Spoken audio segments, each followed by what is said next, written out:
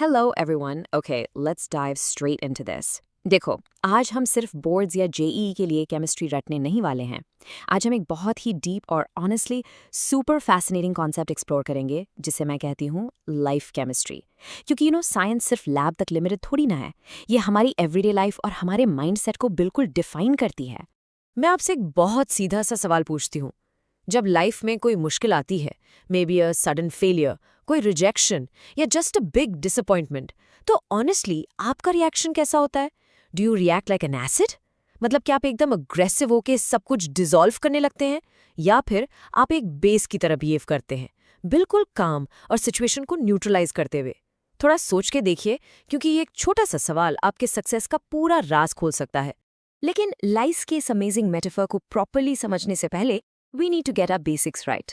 हमें textbook chemistry की foundation clear करनी पड़ेगी before we make that powerful life connection. तो चलिए सबसे पहले देखते हैं कि स्ट्रिक्टली साइंटिफिकली स्पीकिंग ये एसिड्स और बेसिस आखिर होते क्या हैं।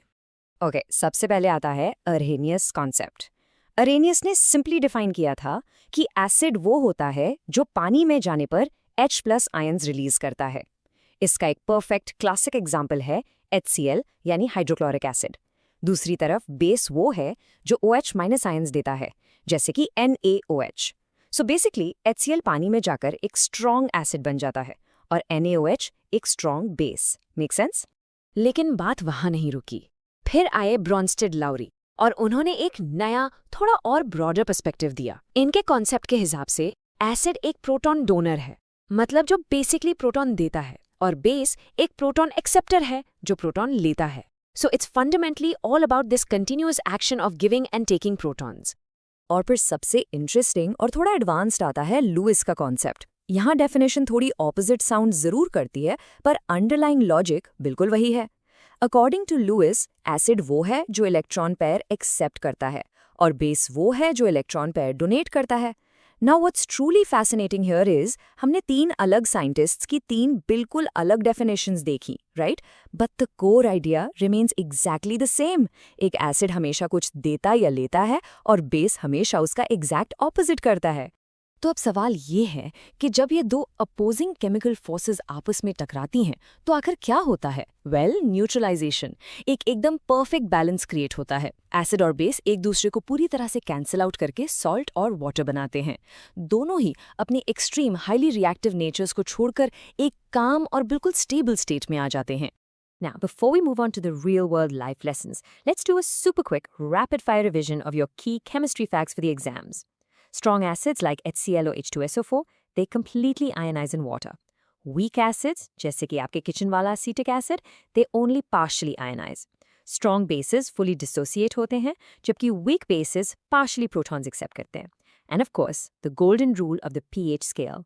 Under 7 is acidic, exactly 7 is neutral, and anything over 7 is basic. Clear? Awesome. Let's move on. Okay, now let's pivot to the core metaphor of today's explainer. The actual life connection. अपने attitude को ना अपना pH समझिए. Just imagine for a second कि आप एक student है.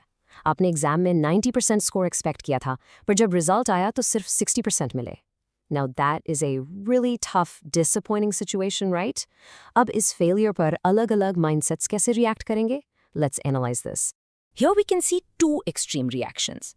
First, we have the strong acid student. ये इंस्टेंटली रिएक्ट करते हैं, सब पर ब्लेम डालेंगे, लाइक पेपर बहुत टफ था, टीचर ने गलत पढ़ाया, syllabus completely out of bounds था।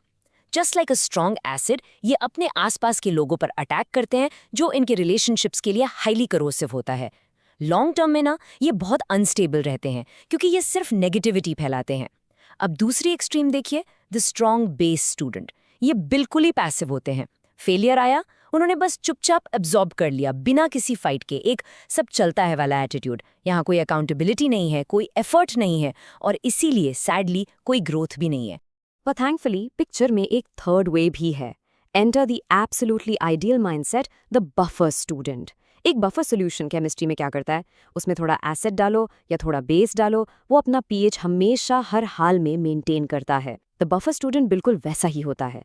जब फेलियर आती है तो वो पैनिक नहीं करते, दे स्टेबलाइज एंड दे लर्न। और जब सक्सेस आती है तो वो एरोगेंस नहीं दिखाते, वो बिल्कुल ग्राउंडेड रहते हैं। ये लोग अपनी कोर आइडेंटिटी लूज किए बिना सिचुएशंस के हिसाब से अडैप्ट करना जानते हैं। Let's map this all out to really solidify the concept. ये क्लियरली डिक्टेट करता है कि आपका माइंडसेट आपकी लाइफ के आउटकम्स को एक्चुअल में कैसे डिसाइड करता है। अगर आपका एटीट्यूड स्ट्रॉन्ग एसिड वाला है, you are reactive and blaming, leading directly to corrosive relationships. अगर स्ट्रॉन्ग बेस है, you are passive, meaning zero accountability and literally zero growth. लेकिन अगर आप एक बफर हैं, then your reaction to stress is perfectly balanced. आप stable रहते हैं और लाइफ की चैलेंजेस को ब्यूटिफुली अडेप्ट करके सक्सेस की तरफ आगे बढ़ते हैं। The most beautiful part about all of this is that chemistry सिर्फ उन बोरिंग लैब मैनुअल्स या आपके सिलेबस तक कन्फाइन नहीं है। ये आपकी डेली लाइफ में लिटरली आपके आगे पीछे हर एक जगह विजिबल है। Let's look at some very everyday items right around your house और देखते हैं कि उनसे हम क्या प्रोफाउंड लेसन सीख सकते हैं। Look at these fascinating everyday lessons. पहला, नींबू यानी कि लेमन। इसमें सिट्रिक एसिड होता है जिसका pH रफली 2 से 3 है, विच इज स्ट्रांगली एसिडिक। लेकिन जब हम इसे पानी में डाइल्यूट करते हैं तो ये एक सुपर रिफ्रेशिंग और हेल्दी ड्रिंक बन जाता है। द लेसन हियर, अपनी फ्रस्ट्रेशन और एंगर को एक सही एनवायरनमेंट में डाइल्यूट करो और उससे पॉजिटिव एनर्जी बनाओ। दूसरा है बेकिंग सोडा। ये एक वीक बेस है। जब हमें एसिडिटी होती है तो ये एंटासिड का काम करता है। So be that antacid for your friends. उनकी प्रॉब्लम्स और उनकी एसिडिटी को काम और न्यूट्रलाइज करो। और तीसरा है सोप, एक बेसिक सब्सटेंस। सोप क्या करता है? गंदगी और जर्म्स साफ करता है, right? A basic attitude of positivity and kindness smoothly washes away the negativity around you. Now, I really want you to focus on this incredibly narrow set of numbers, 7.35 to 7.45. ये हमारे human blood का pH range है। अगर आपका pH 7 से थोड़ा सा भी, लिटरली थोड़ा सा भी नीचे चला गया तो एसिडोसिस हो जाता है, और अगर 7.8 से थोड़ा ऊपर गया तो एल्कलोसिस हो जाता है। दोनों ही सिचुएशंस एक्सट्रीमली लाइफ थ्रेटनिंग और डेंजरस हैं। इस सुपर टाइट रेंज को मेंटेन करने के लिए हमारा ब्लड प्रैक्टिकली एक परफेक्ट बफर सिस्टम की तरह काम करता है। And this brings us right to nature's ultimate lesson, balance in everything. हमारी अपनी ह्यूमन बॉडी हमें सिखाती है कि सर्वाइव करने और ट्रूली थ्राइव करने के लिए एक्सट्रीम्स को अवॉइड करना और अपना इंटरनल बैलेंस मेंटेन करना एक एब्सोल्यूट नेसेसिटी है। अगर हमारी बॉडी अंदर से ऑटोमेटिकली एक परफेक्ट बफर मेंटेन करती है तो हमें डेफिनेटली अपने माइंड को भी एक बफर बनाना चाहिए, राइट? तो दोस्तों, आज के इस पूरे डीप डाइव का सबसे बड़ा टेक अवे क्या है?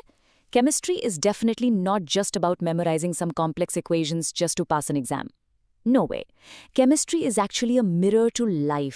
जब भी आप कोई नया केमिकल कॉन्सेप्ट पढ़ते हैं ना, उसके पीछे छुपे हुए रियल लाइफ लेसन को ढूंढने की कोशिश करें। आपको चीज़ों को सिर्फ याद नहीं करना है, उन्हें समझना है, उन्हें फील करना है। और मैं गारंटी देती हूँ, जब आप उन्हें डीपली समझ जाएंगे तो कोई भी ट्विस्टेड एग्जाम क्वेश्चन आपको कंफ्यूज नहीं कर पाएगा। So I want to end today's explainer with this very thought-provoking challenge for all of you. आप अपनी लाइफ में करंटली क्या हैं? एक कोरोसिव एसिड, एक कंप्लीटली पैसिव बेस, या फिर एक adaptable and super stable buffer? Take a moment to really reflect on your own attitude. हमने आज रियल केमिस्ट्री देखी है, but the ultimate goal is to be a student of life, not just of chemistry. So think about it and keep striving for that perfect balance. Thank you so much for joining me today. Keep learning, keep understanding, and keep growing.